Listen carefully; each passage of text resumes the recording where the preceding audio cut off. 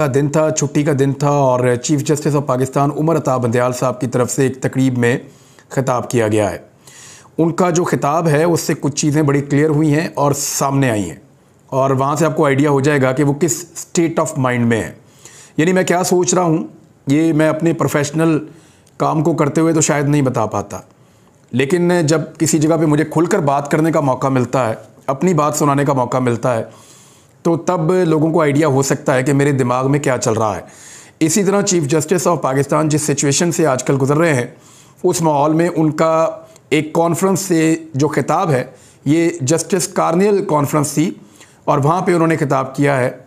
और इस किताब में कम से कम जिस सिचुएशन से वो गुजर रहे हैं या जिन चीज़ों का उनको सामना करना पड़ रहा है, यहाँ पे जो कुछ उन्होंने बोला तो पता चल जाता है कि एक्चुअली मामलात किस तरफ जाएंगे। एक तो चीफ जस्टिस उमर अता बंदयाल साहब ने जो बातें की पहले वो आप सुन लें। उन्होंने कहा कि हमें आइन पर अमल दरामद करना होगा। नंबर एक, आइन पर अमल दरामद करना होगा। साथ में उन्होंने कहा कि हमारे पास इसके सिवा कोई दूसरा रास्ता नहीं है आइन पर अमल करने के अलावा। आइन का तहफ़्फ़ुज़ हमारे बुनियादी फ़राइज़ में शामिल है। अदालतों के फ़ैसलों की इखलाकी हैसियत होती है। जब सच्चाई से गुरेज़ किया जाए तो इंसाफ से गुरेज़ किया जाता है, चीफ जस्टिस कह रहे हैं। फिर उन्होंने कहा कि अदालतें एग्जेक्टिव ऑर्डर पास नहीं कर सकती। अदालतें एग्जेक्टिव ऑर्डर पास नहीं कर सकती। पाकिस्तान के हर शहरी को बुनियादी हुकूक हासिल हैं और आइन का तहफ़्फ़ुज़ हमारे बुनियादी फ़राइज़ में शामिल है। बुनियादी इंसानी हुकूक पर फैसले करने का इख्तियार सुप्रीम कोर्ट को हासिल के आइन का तहफ़्फ़ुज़ भी हमारे बुनियादी हुकूक के अंदर, बुनियादी फ़राइज़ के अंदर शामिल है और बुनियादी इंसानी हुकूक पर फैसला करने का इख्तियार सुप्रीम कोर्ट को हासिल है। अदालतों के फैसले की इखलाकी अथॉरिटी होती है। अदालती फैसला चैलेंज ना हो तो यह हतमी फैसला बन जाता है। आइन की पासदारी के लिए सियासी जमातों की सपोर्ट में मौजूद हैं। बसूरत दीगर हमारा फैसला मौजूद है। अब आ जाएं 90 रोज़ में इलेक्शन के मामले पे। एक तो वो कह रहे हैं कि आइन से बाहर निकलने का कोई रास्ता नहीं है, आइन के मुताबिक सबको चलना पड़ेगा और आइन का तहफ़्फ़ुज़ करना हमारी बुनियादी जिम्मेदारी है। ये तो सुप्रीम कोर्ट ने क्लियर कर दिया। बीच में चीफ जस्टिस ऑफ पाकिस्तान ने कुछ जजेस की जल्द रिटायरमेंट का हवाला भी दिया। यानी अगर इस नहज पर भी मामला जाता है तो चीफ जस्टिस ऑफ पाकिस्तान ऐसा दिखाई दे रहा है, या इससे आप ये अखज़ कर सकते हैं या अंदाज़ा लगा सकते हैं कि चीफ जस्टिस ऑफ पाकिस्तान के लिए उनकी ये नौकरी, चीफ जस्टिस ऑफ पाकिस्तान के तौर पे उनका बरकरार रहना, वो इसको अहमियत उतनी नहीं दे रहे जितनी अहमियत वो कानून और इंसाफ को और आइन की सरबुलंदी को दे रहे हैं। यानी चीफ जस्टिस को ये लगता है कि अगर आइन के ऊपर अमल दरामद नहीं होता, जो मैंने इससे अखज़ किया है, ज़ाती तौर पे अपनी हैसियत में बात कर रहा हूँ, जो मुझे लगा वो ये है कि चीफ जस्टिस ने दूसरे लफ्ज़ों में ये कहा है कि आइन के ऊपर वो अमलदारी को यकीनी बनाएंगे और आइन के ऊपर ही सबको अमल करना पड़ेगा और सुप्रीम कोर्ट ये करवाएगी। अदरवाइज़ उन्होंने मिसाल दी कि जजेस जल्दी रिटायर भी हुए हैं। तो चीफ जस्टिस ऑफ पाकिस्तान अपनी नौकरी को भी दांव लगाने पर तैयार हैं और चीफ जस्टिस ऑफ पाकिस्तान की जो सीट है उसको भी दांव पर लगाने के लिए मुमकिना तौर पर तैयार हैं अगर वो आइन और कानून के ऊपर अमल दरामद नहीं करवा सकते। तो एक और तस्वीर है, मैं आपको दिखा देता हूँ और ये एक्सप्रेस पे न्यूज़ छपी है। मेरा इस पर अपना एक एनालिसिस है, मैं आपके सामने रख देता हूँ। आर्मी चीफ से चीनी वज़ीर ख़ारजा और अफ़गान कायम मकाम वज़ीर ख़ारजा की मुलाकात। ये दो मुल्कों के वज़ीर ख़ारजा हैं, अफ़गानिस्तान के और चीन के। ये आर्मी चीफ से मिले हैं।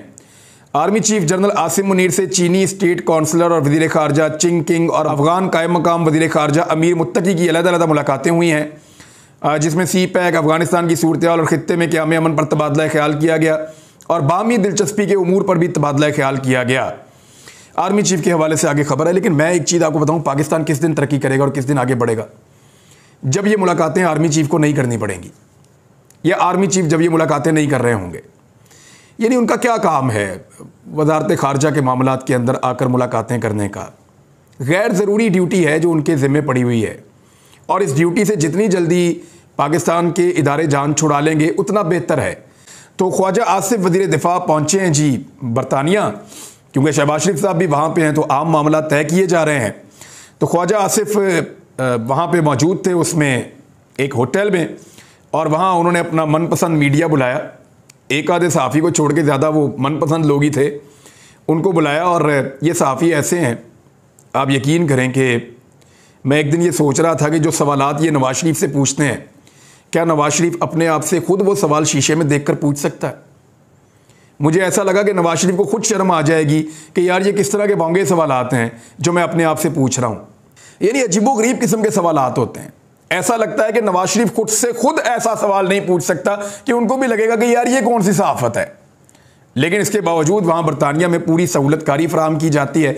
तो ऐसे ही कुछ लोगों को, एक आधे को छोड़ के मैं कह रहा हूं, फिर भी उसको मैं मार्जिन दे देता हूं। तो ये ख्वाजा आसिफ साहब के पास होटल में बुलाया गया, तो वो मीठे मीठे सवाल कर रहे थे जी कि नवाज शरीफ साहब के साथ बड़ा जुल्म और ज्यादती हुई है, नवाज शरीफ जो है वो दुनिया के सबसे अच्छे आदमी हैं, नवाज शरीफ दुनिया के सबसे बड़े लीडर हैं, नवाज शरीफ के साथ जो कुछ हुआ है इसका मदावा कैसे होगा, उनको इंसाफ, अच्छे अच्छे सवाल, ताकि ख्वाजा साहब का मूड जो है वो बरतानिया में अच्छा रहे। तो ख्वाजा साहब से जब वो अच्छे अच्छे सवाल कर रहे थे तो वहाँ पर एक बुरा आदमी आ गया और उसके हाथ में मोबाइल कैमरा था। उसने भी अपना कैमरा ऑन कर लिया जैसे इन्होंने किया हुआ था, और वो हर सवाल का जवाब देना शुरू हो गया। जब उन्होंने कहा कि इमरान खान को कब गिरफ्तार करेंगे और कब पकड़ेंगे, तो उसने कहा नवाज शरीफ का बाप भी नहीं पकड़ सकता। यानी वो हर चीज़ के अंदर बोलना शुरू हो गया कि जहां जाएंगे इनको इस सूरत हाल का सामना करना पड़ेगा। उधर एक अंदरूनी खबर आई है जी PMLN की, नवाज शरीफ और शहबाज शरीफ जो मुलाकात की है लंदन में, वहाँ पर क्या चीज़ें तय हुई हैं वो मैं आपको बता देता हूँ। फिर इमरान खान साहब से मनसूब एक दो खबरें हैं। वो कह रहे हैं कि 28 मई को यौम तकबीर का एक दिन होता है जब एटमी धमाके पाकिस्तान ने किए थे, जिसका बटन नवाज शरीफ साहब दबाने से डर रहे थे, और फिर पाकिस्तान के एटमी साइंसदान ने खुद जाकर वो बटन दबाया था। नवाज शरीफ साहब क्योंकि घबराहट का शिकार थे कि मैं ये बटन नहीं दबा सकता। तो वो जो एटमी धमाके हुए थे पाकिस्तान के, उसमें यौम तकबीर का एक दिन है जो पाकिस्तान में होता है। उस दिन वो कह रहे हैं जी अपनी इंतखाबी मुहिम का हम अपना आगाज़ करेंगे 28 मई को, और उसके बाद फिर हम अपना काम आगे बढ़ाएंगे। कौमी असम्बली की मुद्दत पूरी होने पर इंतखाबात एक ही दिन होंगे और उसमें इल्तवा हम नहीं करवाएंगे। तो इमरान खान साहब ने कहा है कि अली अमीन गंडापुर के डेरा इस्माइल खान में शानदार इस्तकबाल और रैली की वीडियो शेयर करते हुए उन्होंने लिखा, इमरान खान साहब ने, कि डेरा इस्माइल खान में 75 इस्तकबालिया मकामात के साथ अली अमीन गंडापुर की रैली बहुत बड़ी है, जिसमें शिरकत बहुत एनर्जेटिक लोगों ने की है और 20 किलोमीटर तक लोग उसकी गाड़ी के साथ पैदल चलते रहे हैं। जेल और ज़ेर हिरासत तशद्दुद के ज़रिए नज़रियात का खून नहीं किया जा सकता। फस्ताई या फस्तायत अपने हथकंडों से कानून की हुक्मरानी और हकीकी आज़ादी की हमारी तहरीक को तक़वियत पहुँचा रही है। एक और बड़ी इंटरेस्टिंग चीज़ जो मैं आजकल देख रहा हूँ, मुझे बड़ा मज़ा आता है उसको देखने का, कि आसिफ अली जरदारी के बारे में जब हम कोई बात करते हैं या बिलावल के बारे में, तो डिफेंड करने के लिए मौलाना फजलुर रहमान साहब का सोशल मीडिया और तहरीक लब्बैक का सोशल मीडिया और PMLN का सोशल मीडिया, ANP का सोशल मीडिया, वो सारे आ जाते हैं और ये बड़ा इंटरेस्टिंग सिनेरियो बन जाता है। नून लीग का कोई स्कैंडल लेकर आए या कोई चीज़ लेकर आए तो उनको डिफेंड करने के लिए पीपल्स पार्टी और फजलुर रहमान साहब की पार्टी, ANP, ये सारे आ जाते हैं। इवन फजलुर रहमान के लोग भी और तहरीक लब्बैक के लोग भी वहाँ पे आके डिफेंड कर रहे होते हैं।